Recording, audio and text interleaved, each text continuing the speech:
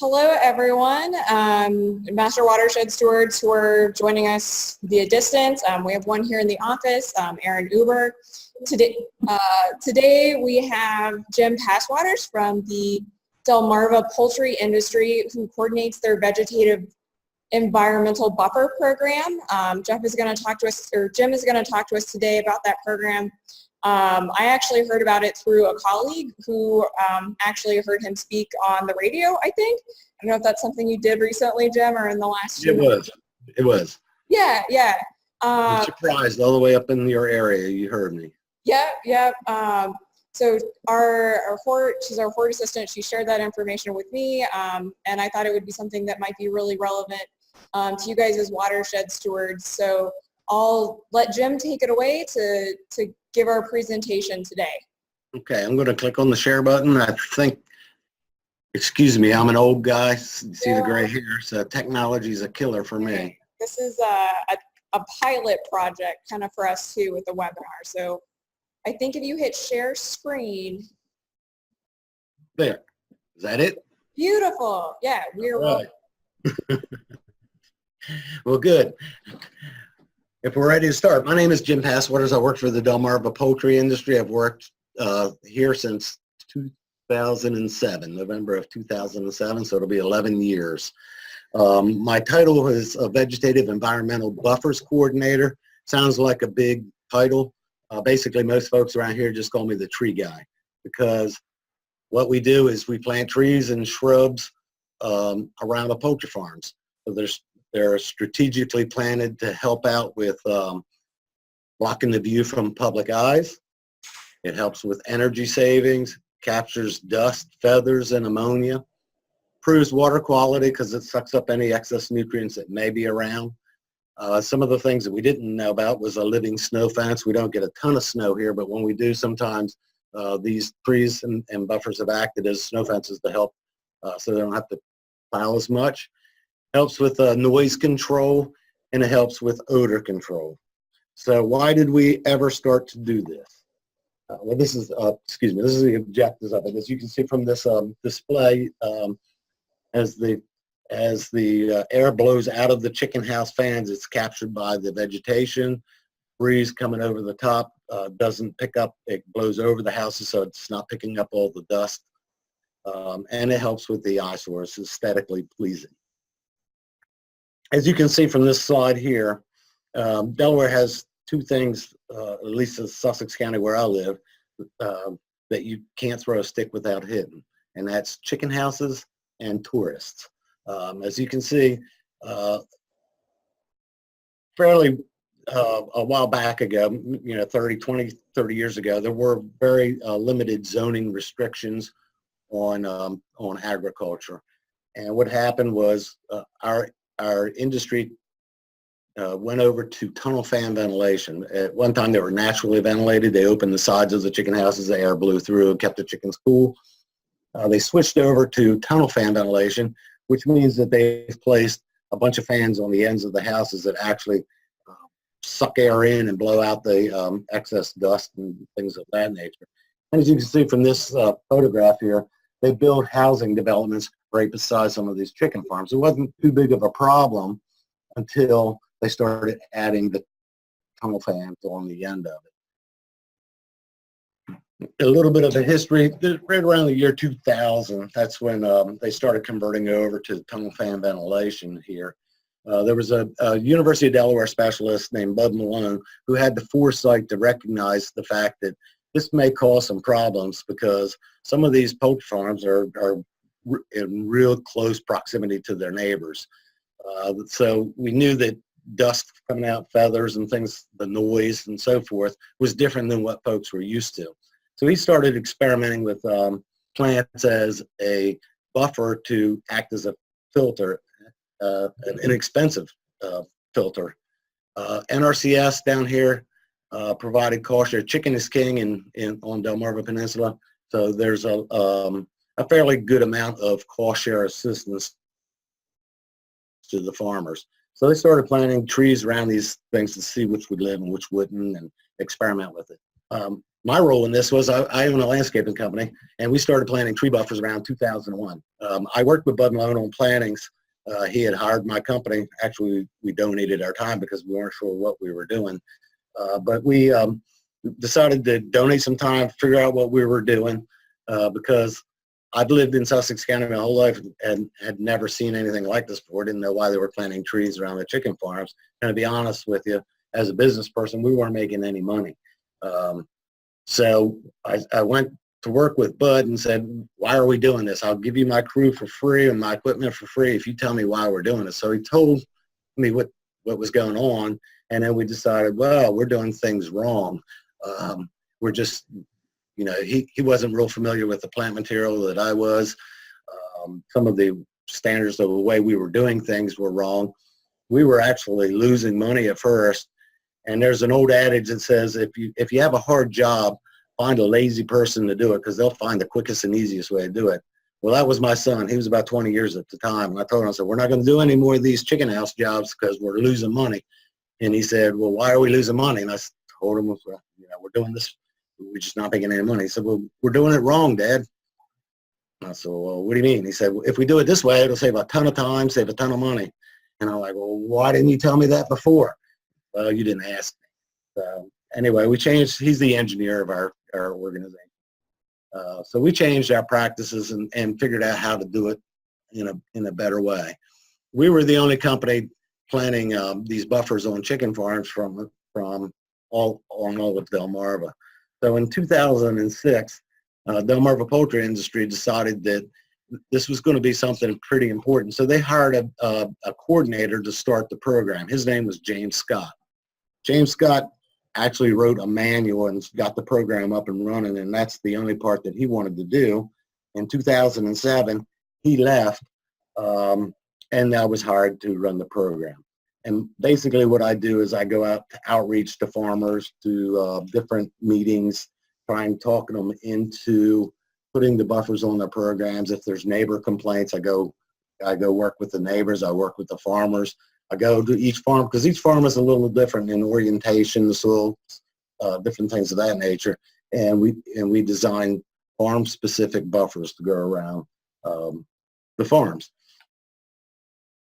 One of the biggest problems that we are getting now is, people are moving into our area. At one time, about right around the 2002, Sussex County, Delaware was one of the fastest growing counties on the East Coast.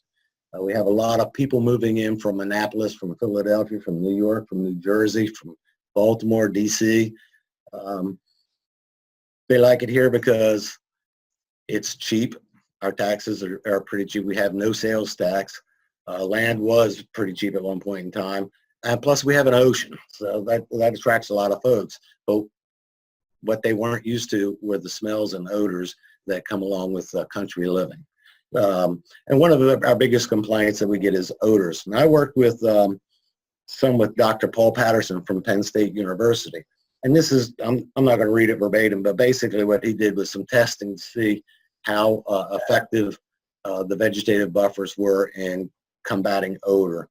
And as you can see, it cut the odor roughly in half, and that was with some smaller trees. And as the trees got bigger, the odor went down a little bit more. I'm not a scientist, but odor attracts itself to dust molecules, and if you can capture the dust, then you can capture some of the odors. If anybody ever has any questions, just yell out too. I'm very informal. As you can see, that's the dust that comes out of some of the fans on the chicken houses. So we work that the vegetation is capturing that dust, so there's not going up into the atmosphere. We've worked with different plant species, because some of the species, the dust will actually choke the plants out. But we have figured out now the best species that will actually thrive under those conditions. Where we're located, I'm not sure where you guys are, but where we are, there are a lot of waterways, tax ditches and stuff that flow into rivers and bays and stuff. And as you can see from this poultry farm view, there's a waterway that goes right up ahead. So one of the things that we want to try and do is capture anything that may come out of that poultry farm going into that waterway, because that waterway will eventually flow to the Chesapeake Bay. So what we're trying to do is capture as much of the dust and any excess nutrients that we possibly can by strategically placing plants along there that will capture all that and keep those nutrients from flowing into those waterways. Biosecurity. Dr. Paul Patterson also found one of the biggest scares for the poultry industry is a disease coming in, especially AI, that may go from one poultry house to another poultry house. And they found that the vegetative buffers actually capture a lot of that stuff and keeps it from spreading even between houses on farms. And as the close proximity that we have to poultry farms around here, it's a pretty significant challenge. Aesthetics, you know, people say that people smell with their eyes. If they see something junky, then they automatically think it's going to be a horrible, horrible smell. So if we can hide the houses, people don't see what's going on there. They don't necessarily smell so much. One of the observations over 11 years working here is poultry farms come in a myriad of colors, from silver to reds to blues to greens and things like that. And just an observation that I've noticed, we get very few complaints on houses that are colored. The colored houses cost a little bit more to build than the silver houses, but the majority of the silver houses or the majority of the complaints that we get are on silver houses. Just found that kind of a little bit intriguing. And again, I think that has to do with the fact that they're seeing something silver that looks more industrial than something that maybe like a red traditional barn. So what's the process? The process is folks call me, the poultry farmer will call me. I will visit the farm. The areas that you see on the slide that are highlighted in green are areas where we're going to be planting buffers, where we think that it'll do the best. There's a roadway on the left-hand side of that screen. There's a major roadway there. If we can hide that farm, up at the top of it, you'll see there's a wooded area. That's a Pocomoke River. If we can stop anything from advancing into that Pocomoke River, that will be beneficial. Use Google Earth a lot. At least in Delaware, the photographs are pretty up to date. They're only about a year old. And some of the other counties in Maryland and down in Virginia, they're a little bit older. But it gives me an idea of what's around the area, if there's houses, if there's developments in close proximity. Because sometimes you drive up and there'll be maybe a wooded area or something like that, and you don't really notice that there's maybe a housing development that's only half a mile away that may get some odors from this. So that gives me an aerial view of everything that I need to see. Use that one a lot. It's a very effective tool. And it allows us to take pretty accurate measurements as well. So what's the process? We use the old 2 sticks and a string.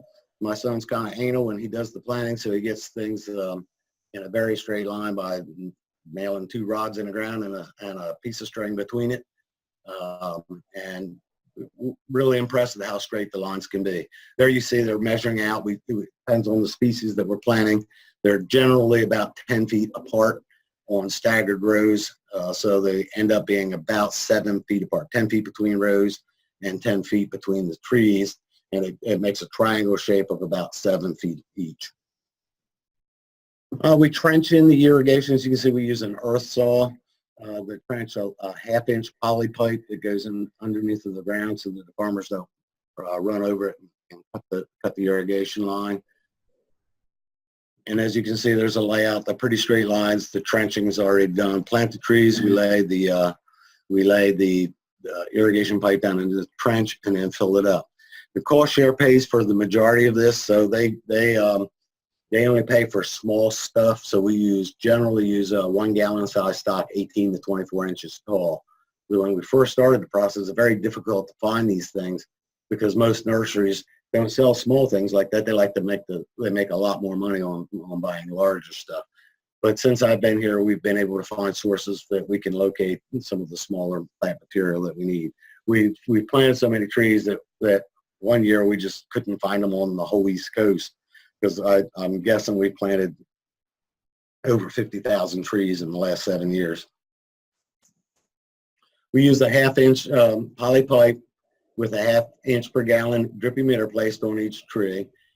We can get about 3,000 feet, and we hook up to a fresh water spigot or connect to the cooling pads on the chicken house and run for an hour a day, depending on what the weather conditions are.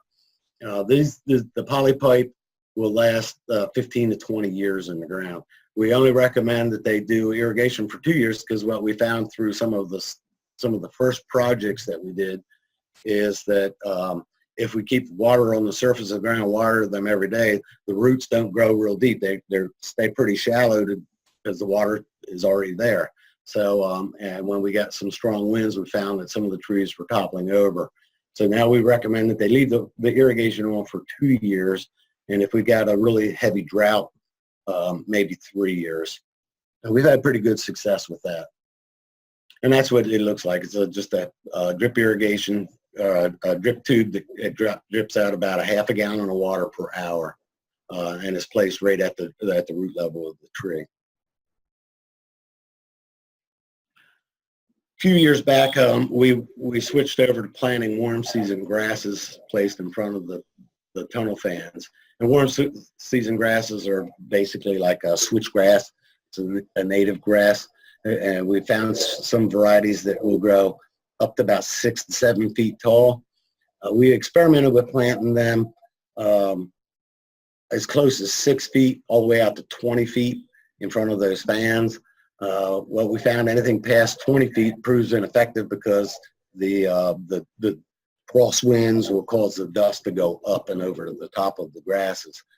We've found that the best place is about 10 feet if you can get that close, because sometimes there's roads in front of those tunnel fans. They're inexpensive, and what we found from this is that they thrive in front of those tunnel fans. So it's a little bit of ammonia comes out, a little bit of moisture that comes out, and these grasses just grow like crazy in front of those fans. And I can assure you that I have been on the backside when the fans are running, and you can't feel any breeze or anything from these big fans blowing, because the grasses block it all. And it's very, very inexpensive. Highly recommend that on any farm.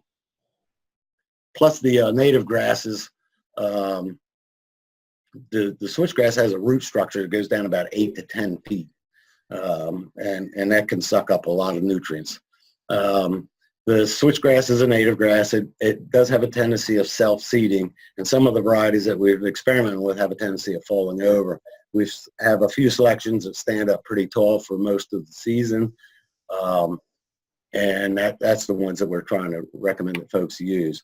We use another, that's a slide of a switchgrass. That particular variety is called Canlo. It's got a nice blue color to it. Now, what you can't see on this picture is that the grasses are planted in a swale that was traditionally held water, but the switchgrasses help suck up a lot of that water. And you can see fans running all the way down the side of that house, and this stuff is capturing all of the dust, all of the feathers, and any nutrients that might come out. We use another variety. It's called MISCANTHUS giganteus. It's not cost shareable through NRCS, so if the farmers want to use this, they have to pay for it themselves. It's pretty inexpensive because it's a sterile hybrid. Now this grass will get up to 12 feet, 13 feet tall. It starts growing in March, where switchgrass waits for the soil temperature to get up to about 55 degrees. The MISCANTHUS starts a lot earlier, and it's very, very stiff. That's what it looks like. There's a bank of tunnel fans on the other side of that grass that you cannot see at all. As you can see, it just completely blocks everything. See all the dust and everything that is capturing. And on this picture, hopefully you can see it. See all the feathers that is captured on the ground, where traditionally those would just blow away in the wind. The wind is from the fans is blowing it up against the edges of those grasses, and it stays there. This is a variety of grasses that you'll see, and the ones that are the tallest is the MISCANTHUS. The ones on either side of it are a switchgrass, so you can see the difference in height. Most of the farmers that we've seen prefer the MISCANTHUS just because of the height difference. Not cost shareable because USDA is not convinced that it's a sterile hybrid and are afraid that it might become invasive. although I can tell you I've been growing it for years and have never seen any of it self-propagate. It costs about 30 cents a rhizome to plant that. You plant that on 3-foot centers. So to do a 60-foot section of grasses there, you've only got maybe 20 of the rhizomes at 30 cents a piece. So it's like $6. So it's really, really cost effective at doing it. This is just a sample of before and after. There's a sample of a poultry farm. Once it's planted, that's what it's going to look like. After about 5 years, as the trees start growing, and then after 10 years, you can see the farm's pretty much hidden from you. And that's the goal. So what's happening now? On Delmarva, we've had some citizen complaints, some environmental groups complaining about different things. So we have, in different counties in Maryland and in Virginia, have enacted new zoning requirements for any new construction. These require 3 rows of buffers around poultry farms and grasses around all of the fans prior to the birds being placed. This is something completely new. It's the first year this has happened. So any new poultry farms coming up now, they have to have the buffer installed before they're allowed to get birds. The reason that happened is because they were getting a lot of pressure from citizens groups and some pressure from environmental groups to basically stop the poultry industry from expanding. And what they found is that the county commissioners were, and at least had the intelligence to go out and look at some of the existing buffers that we had put in 15, 20 years ago and saw how effective they are. And they said, as long as we can continue this practice, we don't see a problem with it. And that's why at the very beginning of the program, I said that the person, Bud Malone, had the foresight to see this coming, because it's going to continue to happen in other counties, we're pretty sure. And as long as we can show that the effectiveness of these buffers are working, then we're pretty certain that the poultry industry will remain solid. Jim, I think sorry, that was loud. I think we have a question from one of our stewards. Her name's Erin Crump. She grew up in Delmarva, and she's really impressed with the difference that this is making. Her question is, what happens to the dust and feathers when it rains? When it rains, it generally blows up against those grasses, what we're finding, and it just kind of stays there. It's kind of like a natural filter, maybe. Yeah. The plants, the grasses, will absorb any of the nutrients. The dust and feathers pretty much just stay there on the ground. What we did find on that, let me see if I can find it again. This previous slide here, where like this one here, where they mowed that grass, they found that the mowers will pick those feathers up and come up into the air and go over the top of the grasses. So what we're encouraging them to do now is to not mow in front of those grasses, keep it up to about 4 to 6 inches, and it captures the feathers highly effectively at that point. And it kind of leads into something else that we're getting ready to start doing that I'll talk about here in a few moments on the same issue.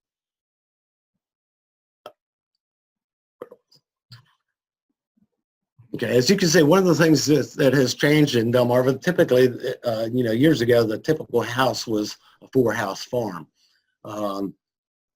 The regulations are required that now that stormwater ponds are built, a stormwater program has to be designed on the farm to capture all the water that runs off of that farm, holds it into a pond so that it doesn't leave the farm. Well, that's increased the cost of the farms by over probably about 100, 150,000, depending on the size of the farm. So to make ends meet, they have to add more chicken houses to it to cover the cost of that. So it's not unusual now to see 8-house farms, 10-house farms, 12-house farms, as you can see some of these larger farms coming up. And that kind of got people a little freaked out themselves, because it's not something that we're used to. But what we're finding, if you look on the bottom picture, you'll see in the lower left-hand corner, there's a huge lagoon there where all the stormwater that runs off of the roofs, runs through the parking lot or wherever, it goes into that pond, and that does not leave. So any feathers and dust and stuff like that that may run off will run into that pond, and that's where it stays, so it's not flowing off into any neighboring waterways. Some of these ponds are large. We're looking at one that's over 5 acres, and some of them hold water year round. And one of the factors that we're finding is now that they hold water year round, it's attracting residential geese and ducks and stuff. And that's where they're afraid that AI is going to come in and hurt the poultry industry. And some of the slopes on the ponds are hard to maintain. Some of them are fairly steep slopes. They can't mow them very easily, have some erosion issues going into the ponds, which helps make the ponds not quite as effective as they were. And it requires a much larger footprint to put in a poultry farm. But one of the things that we're doing is we've switched over to putting in some pollinators. One of the jobs that I whenever I go to a poultry farm is see at how we can help the farmers have less things to do on their farm. And for 11 years, probably one of the largest complaints that I've had is I got so much mowing to do. There's so much mowing because there's bare ground all around the poultry farms, between the houses and around the perimeter of the houses and stuff. So what can we do that will effectively take care of some of the issues and eliminate them from having to mow? And our area is flat. I'm not sure how flat you guys are where you're at, but we're really flat here.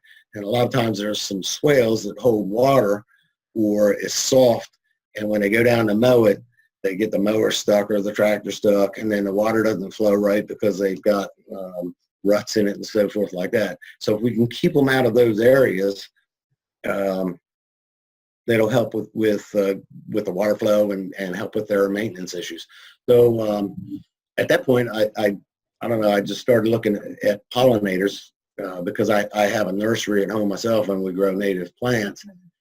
So I thought, wow, this would be a perfect spot to plant pollinators in these areas, keep the folks out of those areas, eliminate the mowing. It's good for the environment. It's good for neighboring farms and so forth. Plus, it's kind of pretty.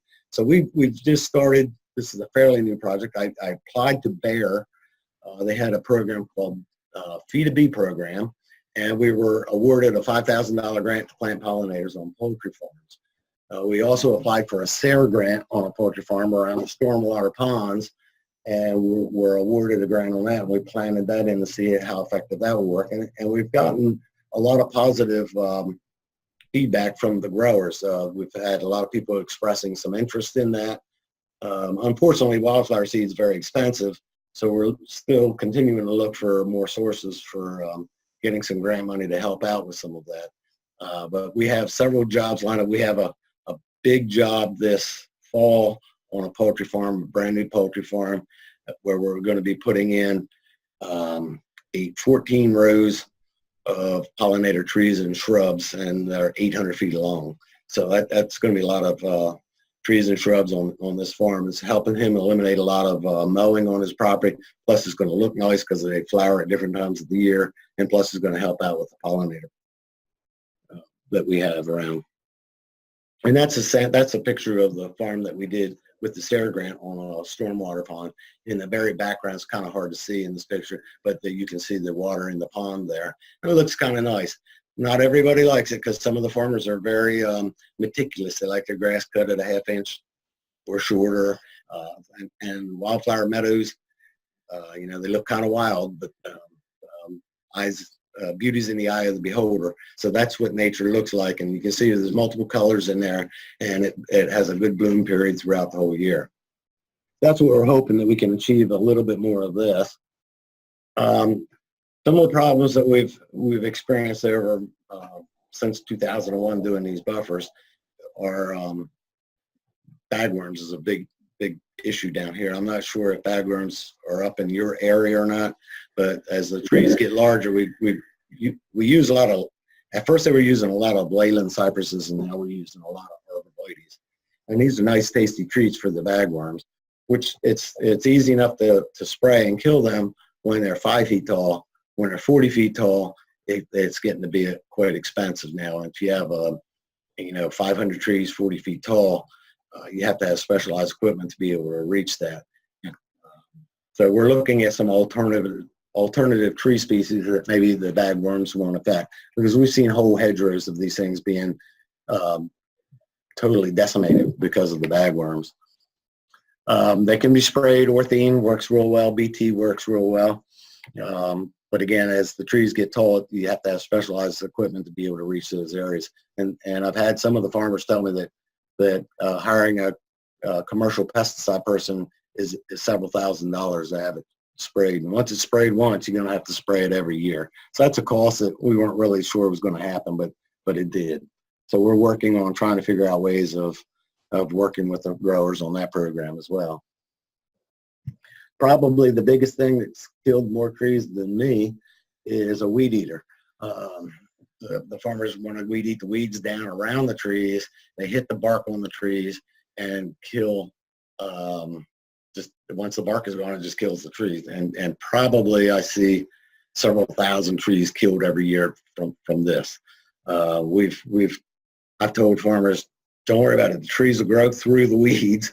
It doesn't look all that great, but if you watch it, the natural meadow selection, trees will eventually grow, and they will grow through those weeds. There's also some sprays that you can spray over the top of the trees that will kill any grassy material, but won't kill the trees. One of our very first jobs, the one I worked with Bud Malone on, we planted probably close to 600 trees on a farm for an experimental purposes. The worker went out 2 days later and mowed down 400 of them. He just, he said, I was daydreaming on the tractor and mowed 400 of them right down to the ground. They wanted to know if it was covered under warranty, but it wasn't. This is a chemical that we use. It's called clethodim. You can spray it right over top of the trees. It'll kill the grass out, but it won't hurt trees at all. Highly effective. It's not that expensive. Much cheaper than killing a lot of trees with a weed eater. Just at the final here, just some examples of some of the ones that we've put in. This is trees are hybrid willows that grow extremely fast, one of the fastest growing trees I've seen, and green giant arborvitaes on a poultry farm. This actually happens to be about a mile from my house. We planted those buffers. They're about 6 years old. And there you can see what it looks like. Pretty much basically covers the whole poultry farm. This is a picture of those grasses, miscanthus grasses. You can see how tall they are, how effective they are as a shield.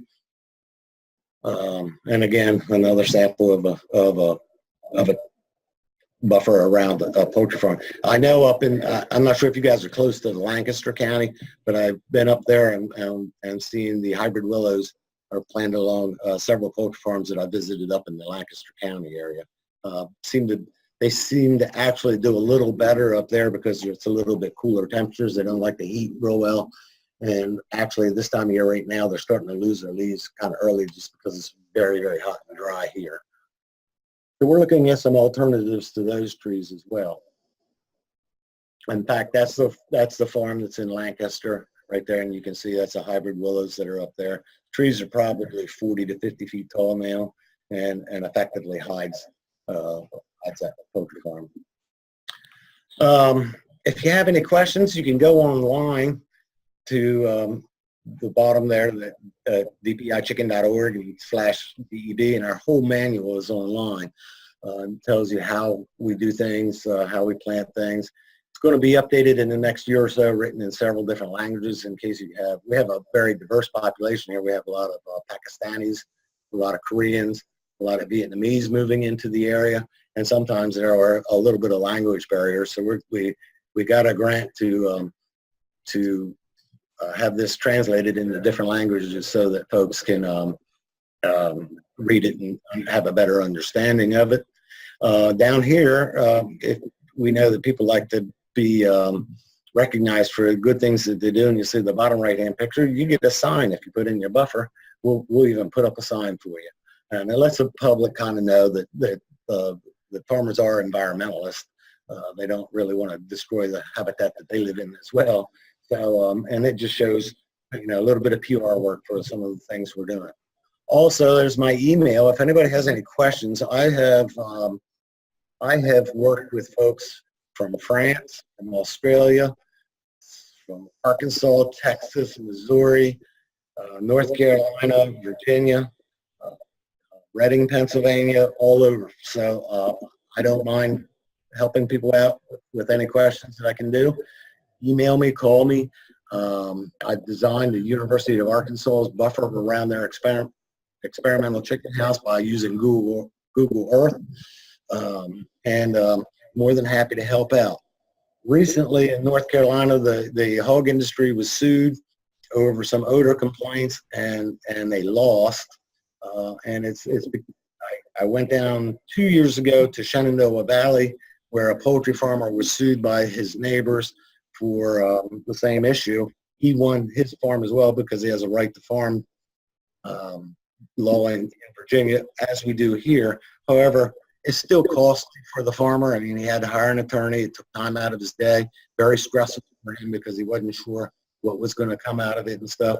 But anything at all that folks can do to help remedy the idea that the poultry farms are polluting and that kind of stuff is very effective. In the court case in Virginia, the farmer had an established buffer. We went down and designed some add-ons for him, and that helped him out in the court case. He's doing as much as he possibly can to be neighbor friendly and environmentally friendly. So it's very important that the farmers continue to do these practices. And if nothing else, put the grasses around any fan areas, because that's the very, very inexpensive tool that can be used. If anybody has any questions, Yeah, does anyone on our end, does anyone have any questions? You can either enter them in the chat box, or there's a question and answer area, if you guys can find that. Do you have any questions over here? Okay, I have a question on the pollinator plantings that you've been doing as part of the Bayer B2B program. Okay. You said that there, like, a lot of growers or producers are a little recalcitrant to that because it doesn't, you know, it's not the half-inch mowed grass. Do you, like, aside from the financial incentive of, you know, there being a grant involved, are there any communication tools or any talking points you use to convince them to add that to their operation? I basically talk to them. I show them some pictures. I write news articles in our. We have 2 newsletters that go out, and we'll write about the benefits of pollinators and stuff like that. And we found that most of the farmers are environmentally friendly and they like it. And we've had a pretty good success at having them want to do it, other than the cost involved in it. And we're working with NRCS down here to get some cost share money available for it, because they're kind of pushing the pollinator program as well. But there's been, you know, there are a few folks that don't like that wild look. But most people go to wildlife areas and places like that to see the wildlife. So now you always got to do is go to your farm. It's there, you know. So it's been pretty effective. And then as a point of reference, I don't know how many of our stewards are familiar with, like, NRCS and their cost share programs. I know it's something that I'm familiar with in my experience, but do you just want to talk a little bit about what that means and you know, how the NRCS, which is the Natural Resources Conservation Service, for anyone not familiar with that acronym, it's part of the USDA. But yeah, Jim, do you want to talk about, you know, those resources that are available? Yes, it depends on the area. Like I said, Delmarva's chicken is king, so they have a lot of money for different things on poultry, like planting the buffers. They pay for manure structures. They help pay for concrete pads at the end of the poultry farms, because any manure that's pulled out during cleanups and stuff, they can now sweep it up, where before it used to just be gravel and stuff. But you know, it depends on which county you're in, how much money they have.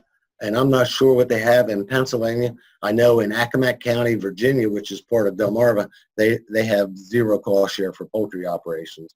In Maryland and Delaware, they have plenty of money for poultry.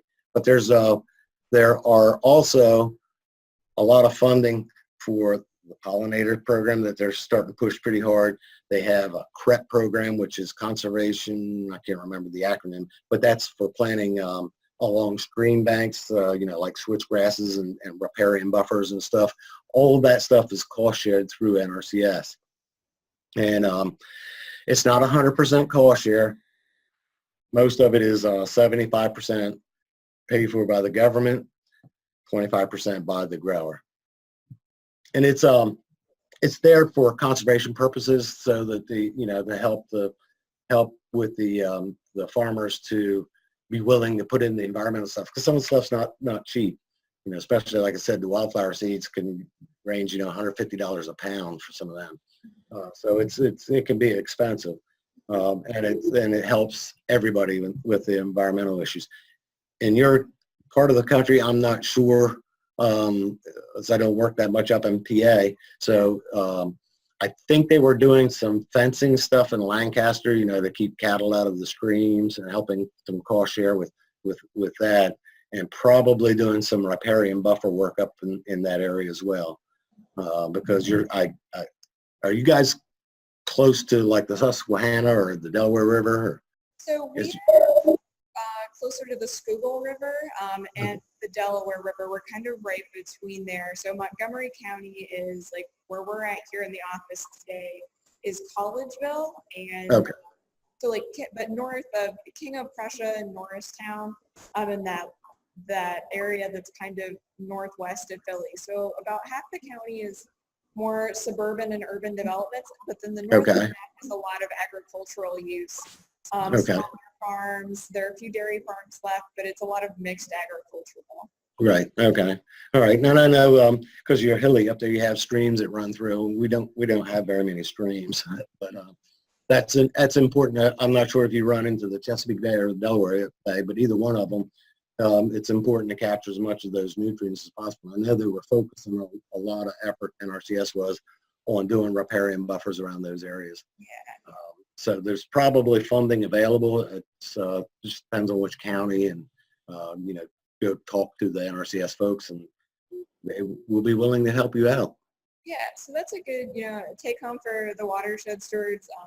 If you know of a producer in your area or a grower, this is a great thing to look into and offer to help them with this process. For volunteer hours, that's just a good resource to know and facilitating relationships with farmers and growers in the area, knowing that this is available to them and offering to help them with that process and planting, and just offering your services that way, and reaching out to the NRCS for funding if it's available. We also work with a few environmental groups down here. We have an organization called the Center for the Young Bays, and we've worked with them on some projects. They've supported a little bit of funding to plant trees and grasses and so forth. And the Nature Conservancy has actually been pretty beneficial as well. And I assume that Nature Conservancy is up in your area as well, but they like to do the stream riparian buffers. They provided a lot of funding for that as well. So we have one question from Erin Crop again. She says, you had mentioned that stormwater management requirements were causing farmers to need larger ponds and then cost them about $100,000 or more per farm. Do these tree buffers lessen that stormwater management cost, or does that, having the trees there, does that mean the farmers can have smaller ponds? No, it doesn't lessen it. The pond is designed and it has to capture all of the rainwater that would flow off of all of the impervious surfaces, like on a 20-year storm. So they calculate that, if you get 6 inches of rain, you're going to get this many gallons of water based on the impervious surfaces, and you have to have a pond and a conveyance system big enough to hold that capacity. But what the trees do is still helps with the air quality. And it helps to stop the erosion on some of these, because some of these ditches, the swales that go to these ponds they're 8 feet wide and maybe 5 to 6 feet deep, and they can have a lot of erosion issues. In fact, we just received the grant from our soil conservation district here to plant trees and grasses along the edge of some of these stormwater ponds to help deter the Canada geese from landing in them. So that's an all-new grant we're going to be starting this fall, because that was a side effect that they didn't realize, and one of those consequences that they didn't realize was going to happen. We have a large 2 or 3, 4 or 5 acre pond, and now it's full of residential geese, and the industry's terrified that it's going to cause an AI outbreak. Not allowed to shoot the geese, so we got to figure out somehow of keeping them out of those ponds. So we're going to be doing some tree buffers and grass buffers around the edge of those ponds as well. Plus, one of the things we notice, if there's nothing there, if the feathers and dust and stuff blow into the pond, it gets a fairly large algal bloom in the pond. Looks kind of nasty, yucky. The pond turns all green and stuff. But we've had some of the farmers are putting aerators in, putting fish in the ponds. It's very helpful for other small amphibians and invertebrates too. And then to assist with that, you know, they need some shade to keep the water a little bit cooler and so forth. So it's a whole new phenomenon for us. It's something quite new in the last couple of years. Does anyone else have any questions or comments for Jim? I think we're good. Jim, I want to thank you so much for doing this today. I thought you guys had so many just like hands-on tools for creating these projects or considerations that I know not all of us think about all the time. I thought this was super helpful, and we really appreciate you doing this presentation for us. Great, no problem. If anybody has any questions, they can feel free to email me or call me, whatever you want. I'm available. All right. So we'll let Jim go. If the Watershed Stewards, if you want to stay on, I'm going to go through some programmatic updates, but I won't make Jim suffer through this. Okay, thank you very much for having me. Thank you so much.